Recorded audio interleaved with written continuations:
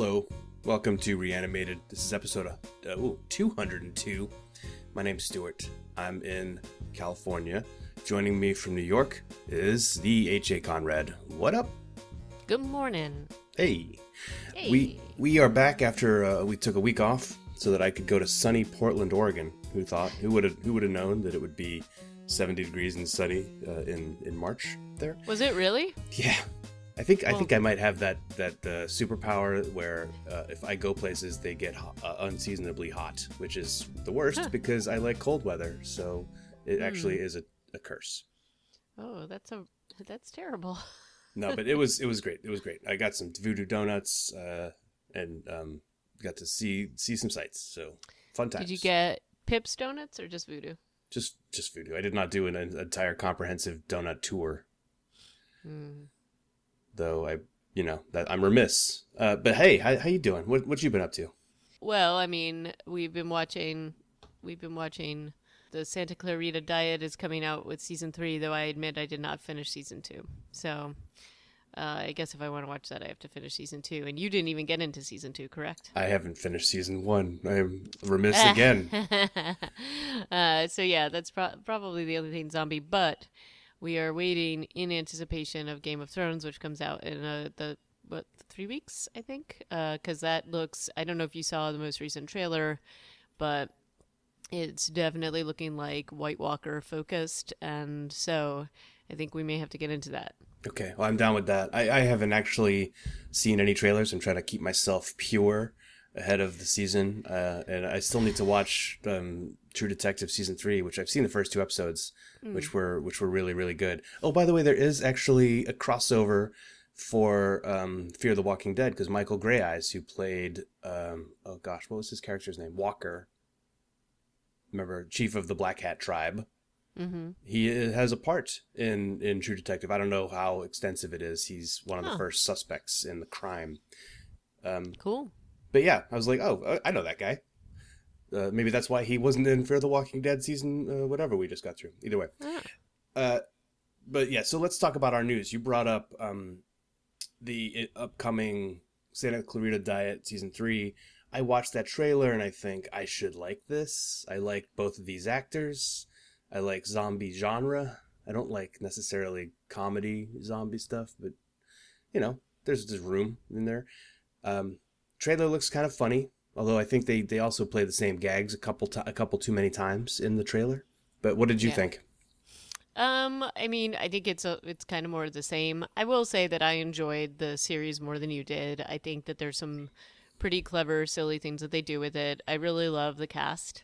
So maybe I will give it a go. I will say that mainly what has been taking up my time of late, for whatever reason, I don't know if you saw, did you see Free Solo at all? No. The documentary? Well, so we watched that and The Dawn Wall, which is another climbing documentary. And I have to say, I would like to have you watch it and then let's discuss. Not anything zombie related, but somewhat sort of task related, I guess. Just in terms of people's goals and things like that. So we'll get on to that another time. But I think I'll give Santa Clarita another chance. I did not loathe it like you did, clearly. But I wouldn't say loathe, but when we have a limited amount of time to consume our media, and there's a lot of stuff out there, so I pick my battles, I guess. If you tell me to give it another try, I can go back to it and check it out. But for now, I'm probably gonna give it a pass. Well, then you threw up another link with another Netflix series. Yeah. Speaking of things that we might have to reinvestigate. Yeah. Black Summer trailer dropped. Yeah, it looks really good. I like. As far as the trailer goes, it looks really solid. So I absolutely am going to get into that. That apparently is released April 11th. So lots going on in April. Yeah, and this is the sequel or prequel rather to Z Nation, which recently got canceled Right. after 6 seasons. This looks like a 90-degree departure from the tone of Z Nation. It doesn't even look like the same show. So that's like, I feel like we need to walk back some comments. No, no. I mean, those comments were applied to Z Nation, and I think that they're still, Potentially applying to this if well, we, yeah. we'll find out. Maybe they decided to leave the schlocky stuff behind and go with a straightforward, serious zombie show instead of like mostly joking about, I don't know, doing meth in the apocalypse or whatever their weird, little set pieces and jokes were. So this trailer, if you haven't seen it, it'll be in the show notes and it's up on YouTube under Netflix. And it's a for real. It looks like days one of the zombie apocalypse and onwards, and so some of my favorite times to be around in the story, just like Fear the Walking Dead season 1 would have been if it had followed through on that 6 episode arc. But yeah, so I checked that out, and I think we're going to be talking about that when it comes around. Yeah. Hopefully it will live up to this trailer. The trailer looks amazing. So let's see what happens. So today we bit off maybe more than we can chew with 1, 2, 3, 4, 5, 6, 7 episodes of The Passage to review. I do not agree. I don't agree with you. I think we did exactly what we needed to do in this case. Okay, But, yeah, because you're right. I think, we're going to be, this might go fast and furious. Emphasis on furious. I also just finished, we're going to jump into our recap now and review. And as part of that, I just finished 2 nights ago reading the first book in the series again, rereading it. The first time I read it must have been, a long time ago. so you must be even more angry because Yeah. some of the things that they decided to do with this, we'll get into in our review, but Yeah. I have to say I have a lot of feelings about it. So they Peter Jackson hobbited this book. They're going to make one book into multiple. You can be pretty certain of it. And honestly, being fresh from Cronin's book, that book feels like three really distinct stories. Yeah, You've got it's epic. the time before, which is everything in season 1 of The Passage, the TV show, is the time before. Like the world as it was before the vampires take over. You got the colony, the first colony, which is the most of the book, and it's probably the strongest part of the book, frankly, in my opinion, or at least the best fleshed out. And then there's the third act, which gets a little bit wishy-washy. And I can't imagine that they're going to get to that in season 2 of if The Passage gets renewed, which it has not been yet. I just checked. As of 2 days ago, it had still not been renewed. So we might not even get to see more of the colony than we got to see in this TV show. But so this show focuses on what's probably 1/3 of the novel or less. Yeah. I mean, I read it on Kindle. I couldn't even count the number of pages. It was, Yeah. it's not a big chunk of the book. It's epic. It's the book itself is epic, and I would agree with you. I think it's much more like reading several stories at once, and I get why the decision was made to sort of break up this show. What's interesting to me though is that typically when you see this, and this is why I'm a little bit, I don't know that this is going to get renewed, but usually when that decision is made, it's because the content, the content of the show or whatever, or the previews is so strong that they're like, oh my gosh, we're going to renew this right away. That has not happened here. And it's Fox, and they are famous for canceling. I mean, anything's on the shopping block with Fox. Right. I think in order to sort of look, it's a massive set of characters. We've seen them have to sort of combine certain things like epic stories like Game of Thrones. So I wasn't surprised to see them trying to do that here. But the way in which they go about it, they really lose the important parts of the story, in my opinion, and they change things in such a way, like, it's almost like they can't decide whether they want to go to be like super cheesy and schlocky, and I definitely they can't decide what they are. If you're going to be a serious show and a serious drama, do that, and if you're going to sort of like play with that like silly cheesy aspect like Z Nation did and other things, it's pretty clear what it is either way, and I feel like they couldn't quite get there on either count in this case, and therefore it just became a weaker show. I get that this storyline is really hard to tell, and but I feel like they still could have done a better job. And I think that this is a really good cast. I think Amy especially was cast really well. But sometimes, and the things that you and I commented on when we watched the first couple episodes, like the relationship with her and the agent, with Wolgast, Mark Paul Gosselaar, Thank you. Was, I think, started out being really strong, but then didn't it feel a little bit desperate to you as they kind of go in, like them trying to show how close they were? I don't know, they really had to work to develop that, because like you had pointed out the first time we reviewed the pilot, the Amy character is much older on the show than she is in the book. In the book, she's 6. Yeah. And in this show, I don't know how old she is, 12, something like that? 10. 10. And so, yeah, at 6, she is not very talkative, as you mentioned. And in this, she's quite precocious, and she... a lot of the heavy lifting for plot decisions are put in her lap in this show too, which is kind of crazy. And maybe that's part of the moral that they want us to walk away with, is that this 10-year-old girl is having to make decisions about the future of the planet Earth when all the adults in the room are wrapped up in their own baggage. Yeah, she does a good job. I was happy with her performance too. I think the big, and I feel not guilty, but the big disappointment to me in terms of casting remains the woman who played Lacey.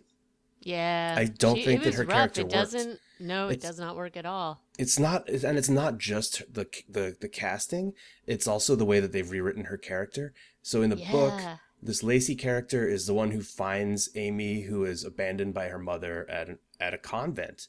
And it turns out there's a couple of other things at play here. Amy is actually a psychic in the book. That's what makes her unique when she gets infected with the virus. That is why, that is the main reason why she is the answer to all of the vampire plague, because she was already a super being of some kind.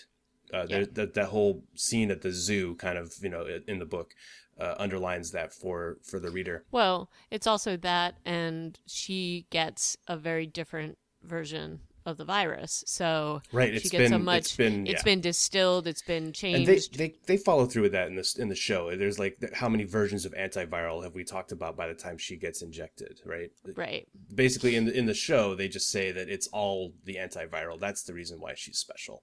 It's not anything within her other than her personality and her moral compass that makes her like the savior of the TV show story. And then the other thing is Lacey also is she has some sort of extrasensory power, right? Because she hears God. And in the book, she is this African immigrant who has gone through great trauma in her youth and has just this like unerring connection to Amy. She's humble. She doesn't talk very much. She's certainly not like a tough lady with a gun. No, she's very spiritual, but she's not this bizarre hodgepodge of religion and gun-toting badass. So yeah, and then the woman who plays her is also like, she's done some small parts in a lot of shows, but I think the thing that I could think would work the best with her is she played a judge on Law and Order, and I'm like, yeah, I could totally see you as a judge. I don't really see you as Lacey. They don't have her say her last name like in the book. It's like Kudotu or something. It's very like I'm an African nun.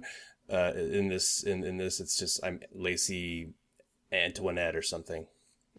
Either way, so that's like the only real standout weirdness about the cast for me. Everything else worked really well, I thought. Maybe Gilder is also a little bit weird, a little bit too caricature-esque. Yeah, and they keep talking about his mustache, like kind of silly mustache twirly way. That's harsh because that actor actually has that mustache. I think in real life, like you look at IMDb pictures of him, and he's got that exact mustache. And that's probably going back a while. Either way, so those were, I guess, some of the casting situations that I found to be noteworthy. They obviously make a lot of decisions about characters in this TV show that don't carry over into the book or vice versa. But we can get to that. So we started with episode 4 for this version of the review. Whose blood is that? I think we can talk about sort of overlying themes in this and in sort of the storytelling. And I think I actually wanted to talk to you a little bit about how this whole scenario unfolds in this facility from a military standpoint. Mm-hmm. Like, one of the things that, and it even with the first couple of episodes, like, one of the things that really just bothers me so much is that, you know, and they do this a little bit in the book, but it's more because people aren't aware of sort of the influence that the vampires are having over, or the virals are having over the staff. Yeah. Like, they kind of just view this as the staff being like, having like basically cabin fever and being isolated and things like that. They don't necessarily attribute it to the virals. And what they've done with this story is they've made it that they are very much, they talk about it openly. Have you seen Shauna Babcock in your dreams? Are you seeing Fanny and all that kind of stuff? And to me, the only way that the meltdown can happen is because they are unaware. And in this case, it's almost like they're giving every opportunity, and I think probably would have taken that opportunity to destroy Fanning and all of these, even if it meant hurting Amy, rather than let whatever this thing was out. What's your take on that? And that's what I'm bringing to this particular episode, basically. Because Paulson tells everybody, or he's supposed to be this whistleblower, right? The soldier who goes crazy. That's in this episode. And he's like, Wilson, one of those vampires, apparently chose him as his familiar and has told him the entire plan of the vampires. Right. And so, yes, they're given it an opportunity to shut it all down. This is like the first time that Wolgast is hearing about it, though, and he hasn't experienced the dreams yet. And neither is Amy, I think. Although I think she starts to get her visions in this episode, too. So our heroes are only kind of just getting read in, but everybody who's involved in this project, including Clark Richards, has an opportunity here to do the right thing. And this actually carries over to a major spoiler alert here. For the book, for me, is in both cases, in the book and in the TV show, there is this fail-safe device, this bomb that can blow up the entire project. Right. In the book, it's actually a nuke. Right. And for some reason, they don't use it because they're so far gone under the influence of the vampires. But Lear and Lacey, but Lear is not so far gone that he couldn't have done it. And they even admit at the end of the book he didn't want to trigger the failsafe device at the chalet, like at Project Noah, because they didn't want to kill Amy. Right. And to me, this is this gigantic, ridiculous plot hole. Not really a plot hole, but it's like they commit genocide at the billions of people level because they didn't want to kill Amy.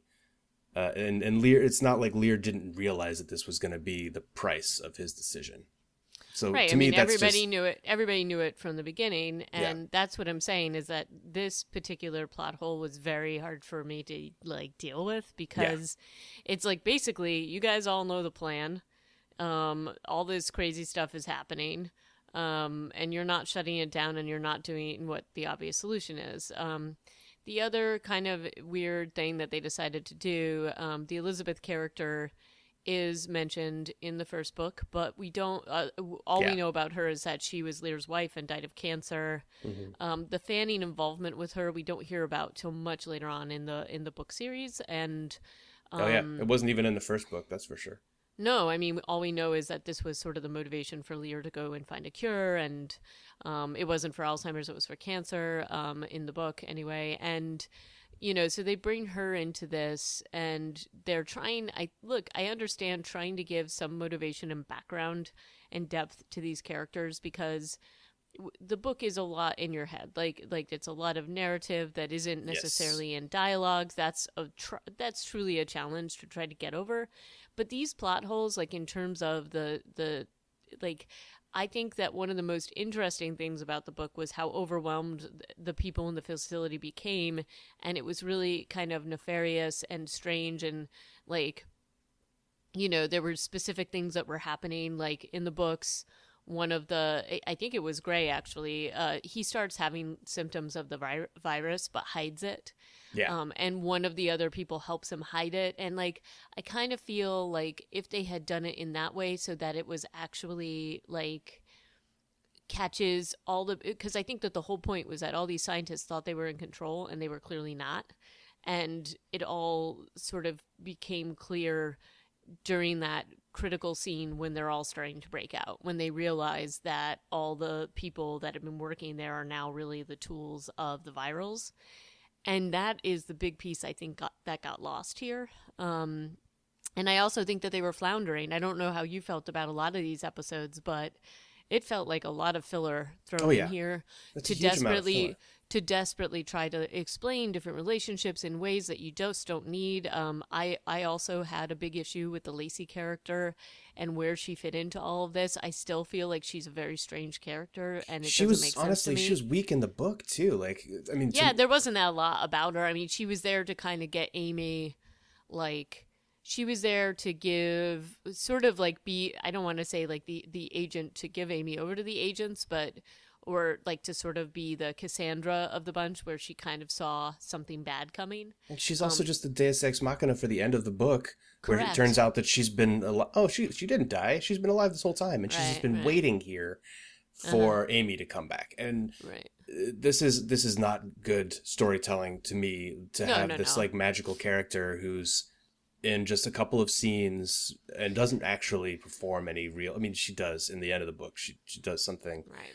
but it's we don't need her to do that. Right. And frankly, I think that Cronin is not like completely free of guilt in terms of No. bloat, in terms of story bloat, even in the book.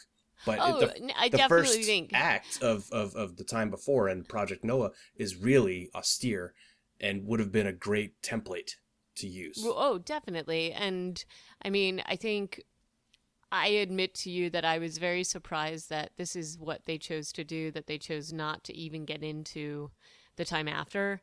And that the time before, they're just not showing basically all, not, I don't want to say really cool, but the way that society is like crumbling and how it's crumbling, and the sort of secrecy once the virals get out so that people don't, and how fast it is, and the way the cities are falling, because that whole storyline shows, and maybe, I mean, look, if it gets renewed, maybe they're going to do some like flashbacks to what happened and how civilization survived to the point with these 97 years later Mm-hmm. things.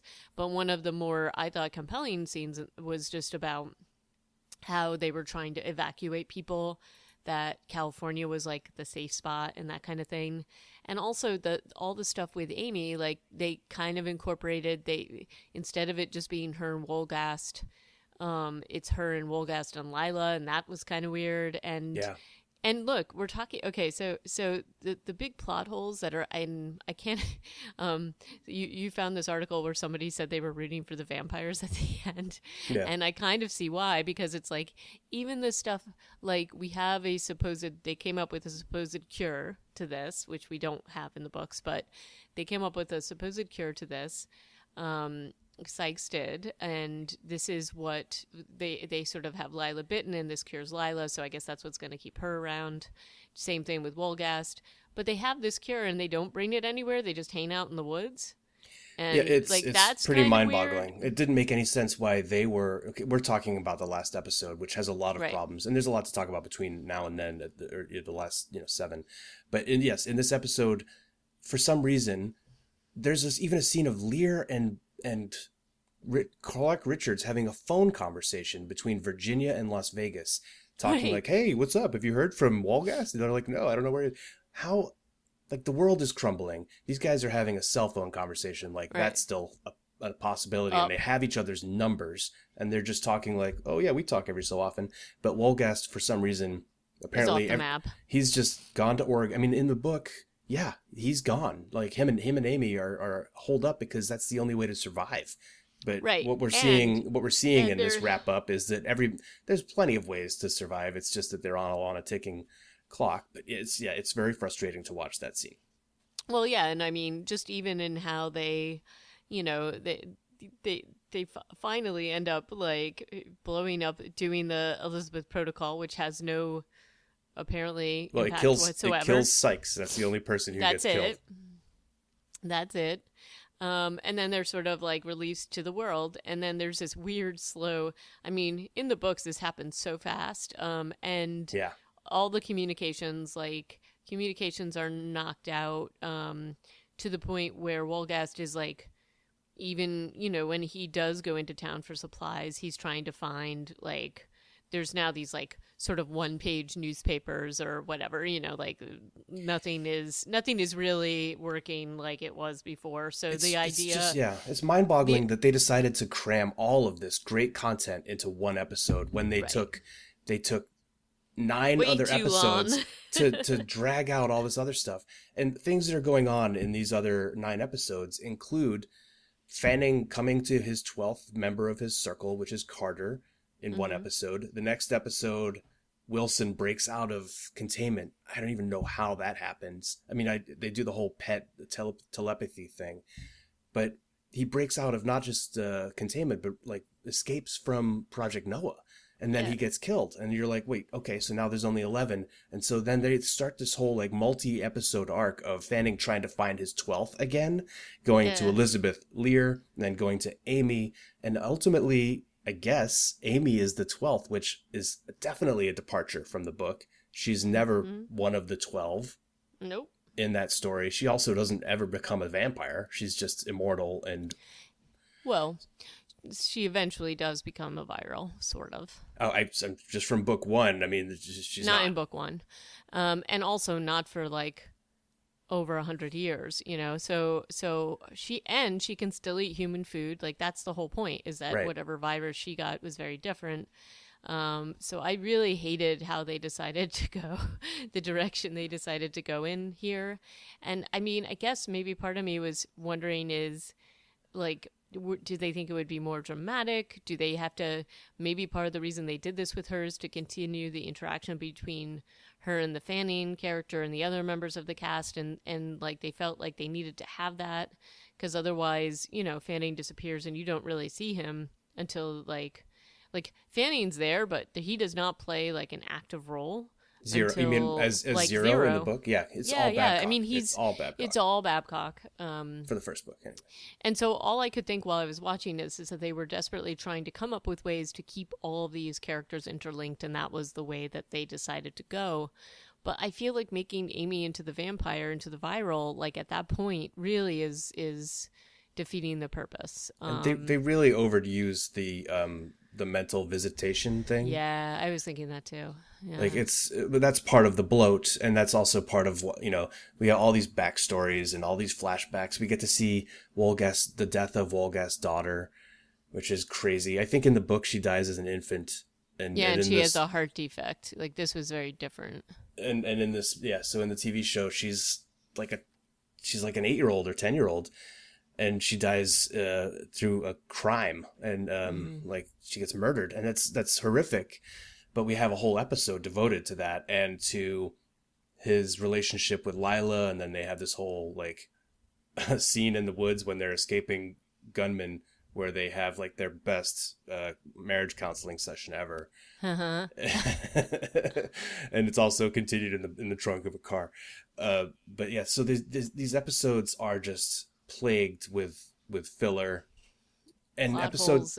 episode 10 could have been half of the season, and it would have just been like this slow creeping, or not even slow. Could have just been a detailed destruction of the world, all the cool things that they don't do that many cool things. I guess it wouldn't have been good for all half of the season, but it could have been at least 2, Hmm. where they are holed up in their cabin and going down to the gas station and interacting with people like they do in the show, but it just goes so fast. Well, right, and that's the other part of it, that it's like, okay, so you've now changed the rules so that the virals are out in the light. Like, that's weird too. Like, That's why a did you weird do? scene. I mean, maybe we find out later why they made that decision, but like, both there's like a whole scene between Lila and like there's a viral that like attacks in the daytime, and then Bob, that whole scene, and it's like, how, this doesn't even make sense. No. Like, they're not able to go out into the light, and they suddenly like to change that rule, which is a like kind of a serious cardinal rule, right? Because how does the colony work if they can't? Right. Yeah, the colony does not work during the day, and the IO9 review, I guess, that said they were rooting for the vampires also suggests that that final scene of the whole series, of the season rather, is of the colony. I'm not convinced. I think they might not even tell the story of the colony. I think they might go straight to Texas. Oh, really? Because I mean, she was in Palm Desert, so yeah, but well, the Texas in the book, I don't know. That just looks really big in the. it does look big. Like, and the colony in the books is quite small. It's like two city blocks, right, or something Yeah, like that. it's not very big because it's sort of like a school and like some other stuff that's surrounded by a big fence, Yeah. like a perimeter fence. Like, it's enough so that they can have food and whatever, but it's not massive. Like, this looks like a military complex. Well, we'll find out, I guess. But yeah, also that final scene was I did not like it. I thought it looked really cheap. Agreed. And Agreed. and I don't know why Amy is going with the tiny braid hairstyle for her forever hair. She should really just have dreadlocks. Yeah, a hairstyle and that does not require hours and hours of attention every week. I know, and like her, like, I liked the braid look. I thought that She we're looks gonna probably great. I thought they were gonna keep that the regular braid look that they sort of. I kind of thought that was the point, that they were gonna just show this new style. Because also, how would she even do that? Exactly. Who's Who's I guess she sitting has behind her? time, but who's gonna sit behind her and do that? I mean, that's like a lot of maintenance. That style. It looks fantastic, but it's like, that doesn't make sense to me. Yeah. And I also think that Amy's pretty practical, so my guess is I almost thought they were going to go with like a shaved head or something easy maintain. I was kind of hoping that they would also transition actors. Me Not that I too. don't like her, but she's supposed to age for like 10 years over the 100. Yep. So it was a little bit odd that they chose to stick with the very young actor, and maybe if they're thinking, when these shows take 9 months between seasons, then they need to the child actors age faster, and anyway, so she'll look different by next season.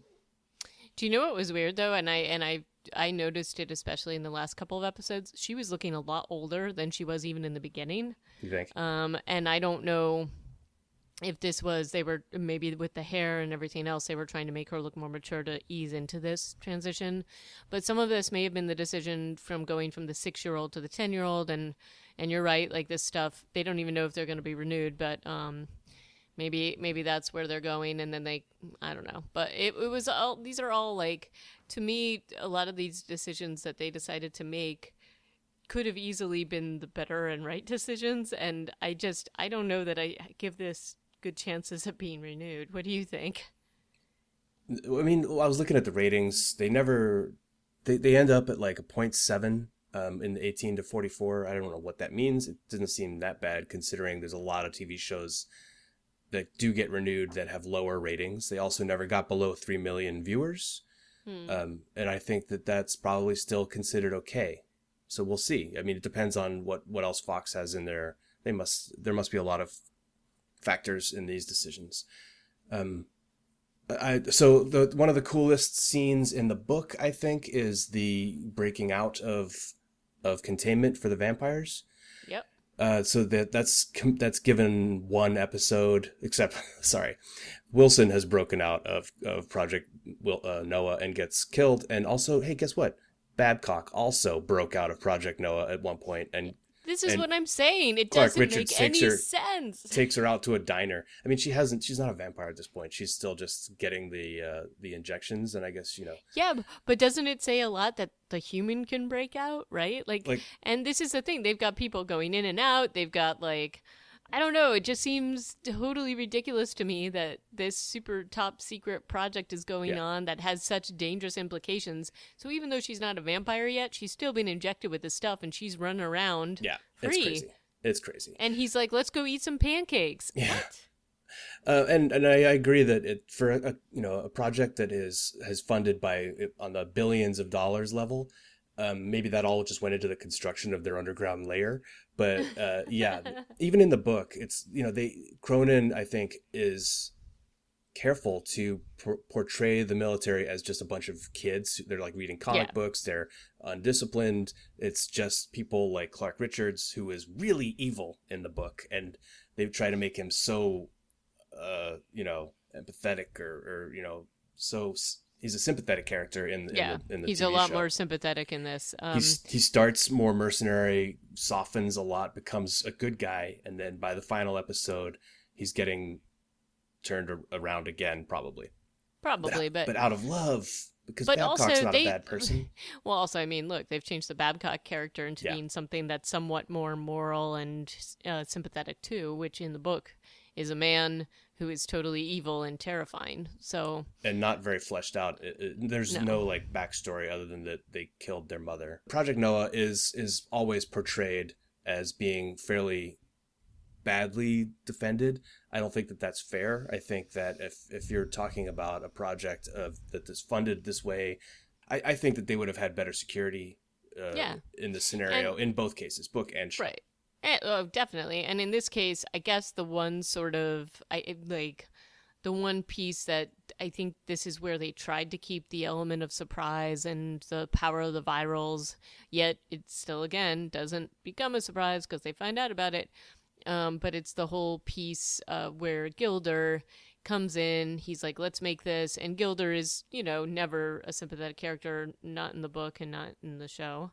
And he basically is like, oh, let's use this for military purposes, all this research, and takes over the joint. And we find out that this quote unquote security advisor that he's brought in is actually Martinez, which that's a good story twist. Which I liked it, although I'll admit I was like, wait, isn't Martinez one of the prisoners? And then I kept I'll admit I kept waiting for them to somehow turn the security advisor. I did not. I was like, oh, okay, so he is down there.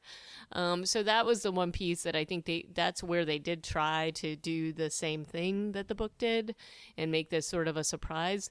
The difference is that every person in power knows that these things are trying to get out and knows what that would mean if they get out. All of them know this.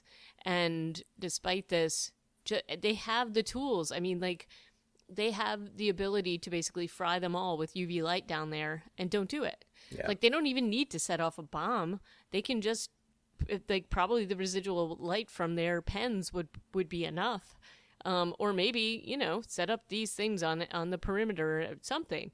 And they don't do that. And so that's like the piece that I'm kind of like, okay. But the Martinez piece was pretty cool.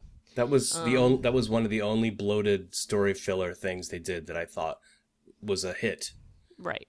Everything else was a waste of time. Also, in terms of like other security breaches, Gray cannot apparently get locked up enough. Like Gray in the book, like you said, he's showing symptoms. There's so much exposition going on inside his head that it's really difficult, I think, to show this. But they have a good actor doing this role. And he's completely under the control of Fanning, like 100%. From like episode 5 on, he is not doing anything on his own. And the thing is, people know that. Yeah. And he tells people that multiple times. He's like, hey, I'm not doing this because I want to do it. Like he says this multiple times to people who should know that it's probably not a good idea to let this guy be running around. And so he's been locked up for injecting Elizabeth Lear with the virus. But he breaks out something. They don't even show that. But he gets out, and then he destroys communications. He gets locked up. Well, not locked up, but zip-tied again and breaks out again. Right. To me, this all just speaks to Clark Richards being pretty incompetent as a security head, as a head of security, but whatever. So I was going to try and talk about the breakout scene. You mentioned the first time we started talking about the show that the virals were not portrayed in a way that, yeah, in the maybe it would be really difficult. It would be really effects heavy, but in the book, they do not look at all like they used to look. No. I guess there are some scenes where people say that they can recognize the cast of their face, or there are some virals who do look like their former selves. Maybe they are not all the way turned yet, but they're supposed to like lose all their hair. They glow in the dark. They, I think they're white skinned generally and just like weird looking. Yeah, they're weird looking. Almost like their skin becomes like so impervious, like its bullets don't even really go through them other than through the sweet spot, which is the over the heart. They look almost alien, and they don't look human at all, like actually, and they have like the crazy teeth and stuff coming out that are almost like teeth. They're like glass and they fall out, and that's also a weird thing because it's like, how do they really eat if their teeth are doing that weird stuff all the time? But whatever. And they also their musculature becomes so like superhero like that that's why they can leap and do things that seem incredibly amazing, because they have basically more strength than any human. And they basically fly. They don't fly, but they can jump these crazy distances. They live in trees. They always move in the trees. That's like a big part of the story, especially towards the end of the time before, and eventually, So in this scene where they break out, they're just walking around like normal people, and it's super disappointing. Like, because the scene in the book, they're flying. They're every so often they'll fly out of the trees and kill a few people, then fly back up into the trees. It's not described in huge detail, but the fact that Cronin does a great job in some of these scenes of describing this kind of stuff. And when we're just watching these guys in pajamas like walking around and then like running, and they do throw Clark Ridgers against a tree. That's cool, but they basically keep walking around, getting shot, getting back up. I'm amazed. They're not superhuman, and that was part of what makes them so terrifying, is that they're just sort of this unstoppable force. And once they get out, like once they're breaking out in the facility and getting their hands on humans, like it's just, there's almost no power to stop them. Even if people are like shooting guns at them, guns seem to have much more of an effect on them in this than they fall down. The show. And so that's kind of weird. And like, I thought that was an odd thing to change, just because part of the terrifying aspect is that they're untouchable, and at least for the most part, and that they are not acting like humans anymore. They're certainly not walking around on the ground, which I thought that was a very cool thing, was the fact that they were leaping from like tree to tree, almost like animals. So that like almost like I don't know, not like a almost like I don't want to say like birds, but that's kind of, they're flocking almost, like flying squirrels. Maybe like flying squirrels, flying deadly squirrels. But yeah, I was disappointed in that, because it was just kind of like, oh, this isn't really scary.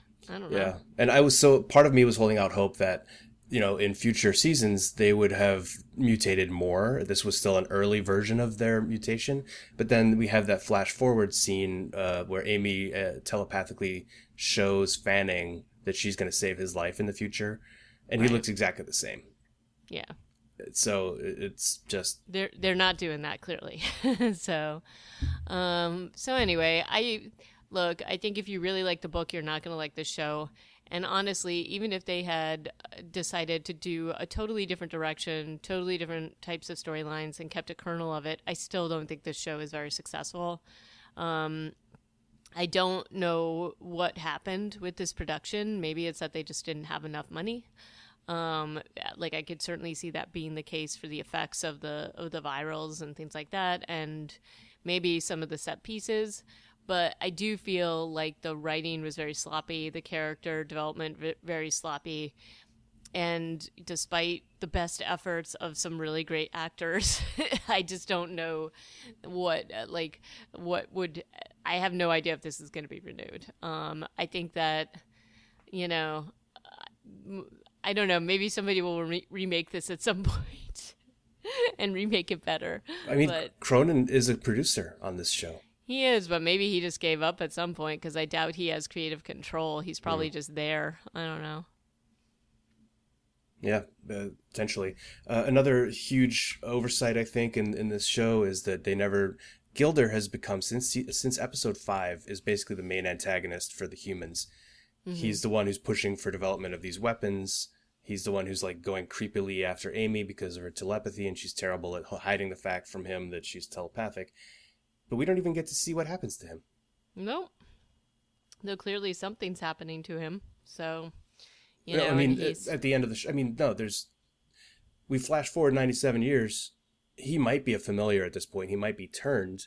Maybe he would come back, but there's no scene of him being even confronted by a vampire. Like, there's a scene of right. him inside the house where they're talking about, oh, the vampires are outside, and then you never see him again. Right. And I think they do that deliberately. But I mean, basically my guess is that every single person, and I think Lila is Carter's familiar because he bit her and she got the antiviral.